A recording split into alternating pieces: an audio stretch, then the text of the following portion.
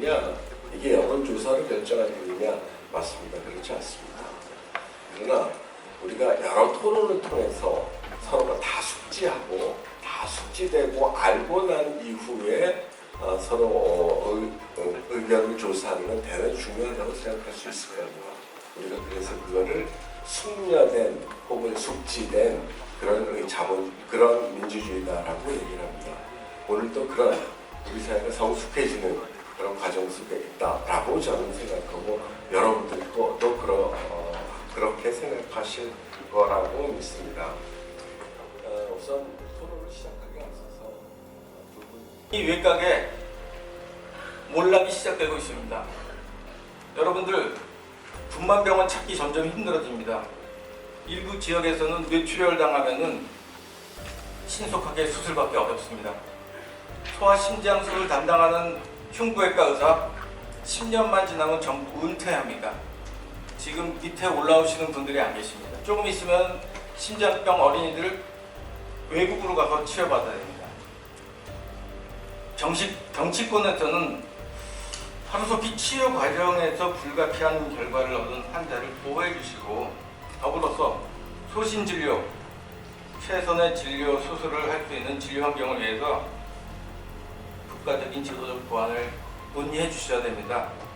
지금 우리 수술실에 필요한 것은 불신에 가득 찬 CCTV 설치 의무화가 아니라 최선을 다한 의료진에 대한 진정한 신뢰인 것입니다. 감사합니다. 경기도 내인의 8,000명의 의사들한테 긴급 설문조사를 했는데 그 중에 수술을 현재 하고 있는 의사의 78% 정도가 반대한다라고 이야기를 했거든요.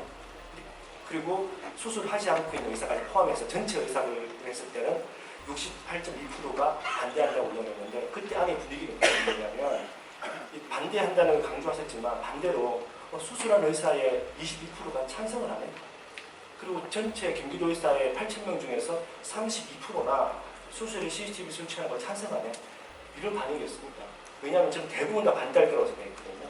그렇지 않고 8,000명 중에 31% 같으면 적어도 1,000단위에 되는 환자 의사들이 수술을 찬성하고 있거든요. 저는 그게 굉장히 주목했었습니다. 저는 오히려 의료계에서 일어나고 있는 도움을 좀 받겠습니다라고 하면 돌아가시라고 합니다. 제가 마음이 안 일어나요. 최선을 다하겠다는 그 머리장에 대고 내 가진 모든 그냥 의학적인 그 혈기를 갖다가 최대한 발휘해야 되고 그 구상을 하고 있는데 거기에 대해서 저 각도를 들이대고서 이 원칙에 따른 수술인지 제가 평가할 거 있습니다라면 그러면 교과서 나오는 수밖에 안 합니다.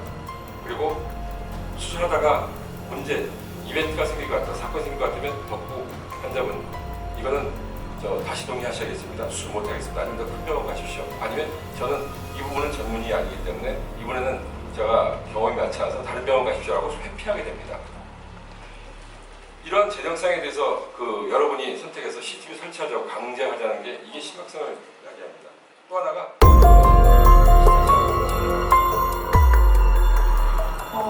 앞서서 우리가 뭐 CCTV를 진료의 감시 때문에 어렵다, 혹은 여러 가지 수술의 외곽에 어려움이 있을 수 있다, 또는 개인정보의 유출 때문에 어려움이 있을 수 있다라고 말씀하셨습니다.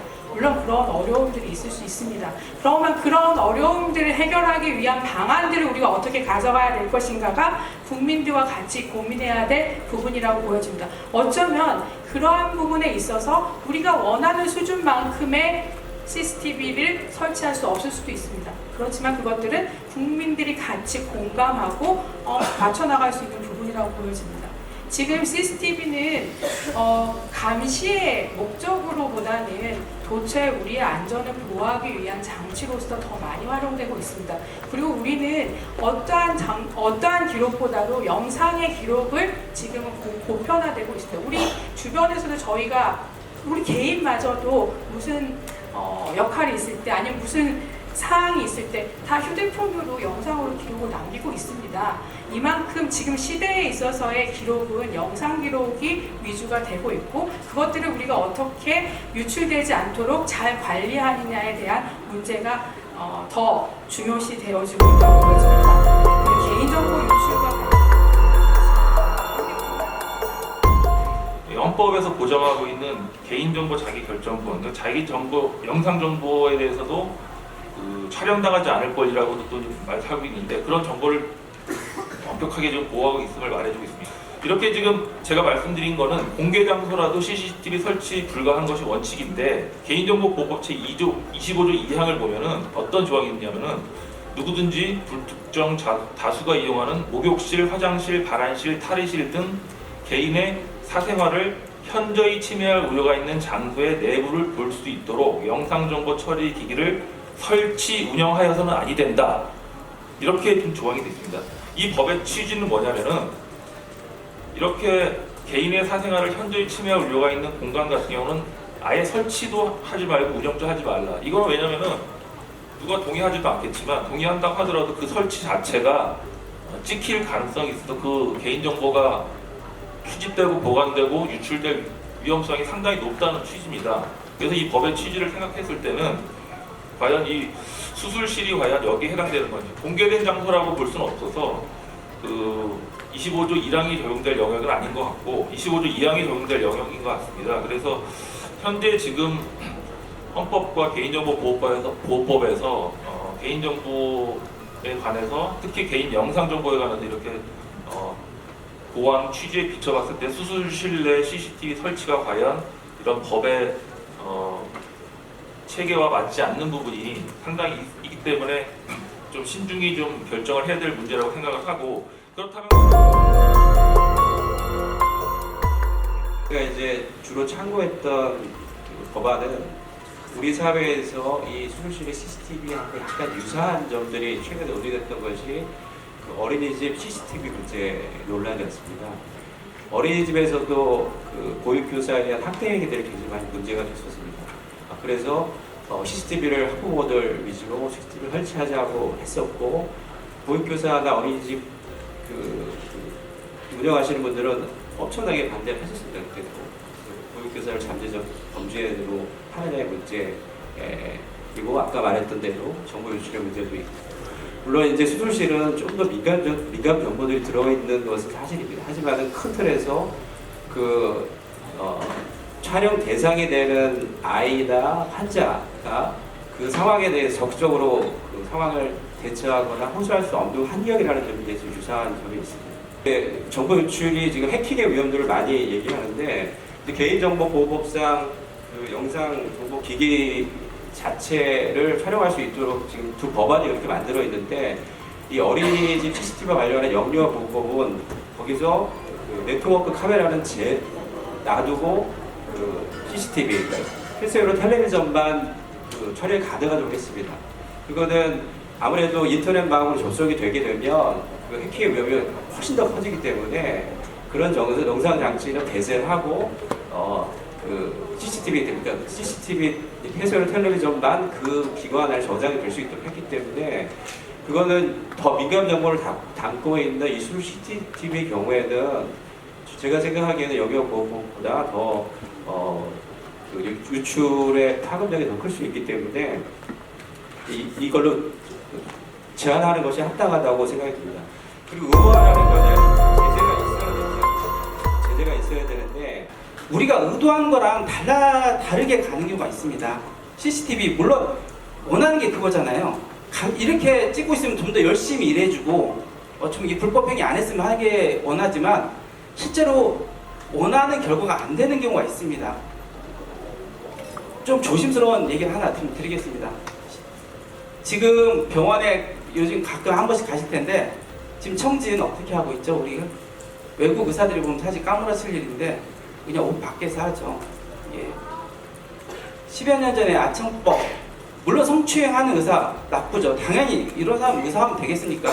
근데 문제는 오해 사기가 그런 문화가 아까 드신 게 개개인의 문제 아니라 의료 문화의 변화입니다. 이거 좋고 나쁘고의 문제가 아닙니다. 근데 중요한 것은 그 이후로 의사들이 청진을 확실히 덜하게 된 건 맞습니다. 이건 좋고 나쁘게 문제가 아니라 변화죠. 근데 그것이 진짜 우리 환자들한테 도움이 되느냐의 문제는 좀 진지하게 생각을 해봐야 합니다.